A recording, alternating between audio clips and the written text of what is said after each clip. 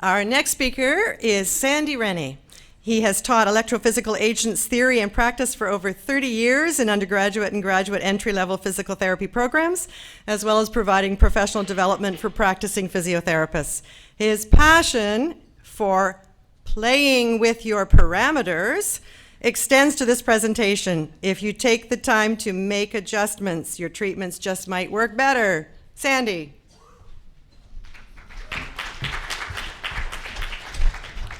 Good morning. Thank you very much. I'm so used to teaching students, I'm not used to teaching physio, so listen up. Because the students go into clinics and they say, they're not doing it the way you should suggest that we do it. So here we go. Play with your parameters. When you're doing muscle stimulation, if you want the muscle stimulation to work, don't do the same thing with every patient, because they're not the same. Their muscles are different, their tone is different, their responses are different. So you need to think about the frequency, the rate. Some people might do better at 30 pulses per second, and some people might do better at 75 pulses per second. So think about what you're going to do for that patient.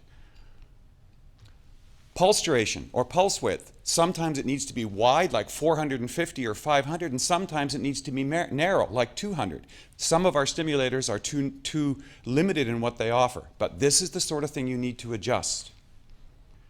Change your on and off times. The muscles need a chance to rest, so if they contract for 5 seconds, they've got to rest for at least 15 seconds. Probably better 25 seconds. A 1-to-5 work to rest ratio.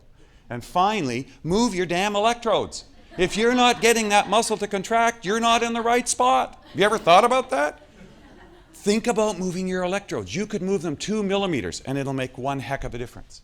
Now we're going to talk about TENS. And the guy with the curly hair on the bottom with the electrodes on his shoulder, that's me in 1983.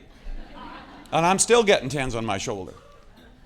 So what you need to do with TENS is change the mode of your TENS, okay? Maybe you might make it a pulsed mode, maybe you might make it a burst mode. You need to think about A-TENS for acupuncture like stim, and you need to get a little bit of muscle contraction.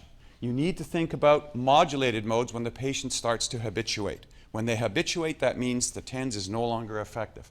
And adjust the frequency and the pulse duration on your TENS device. They're there to be adjusted. Don't do the same thing with every single patient. Got it? Thank you.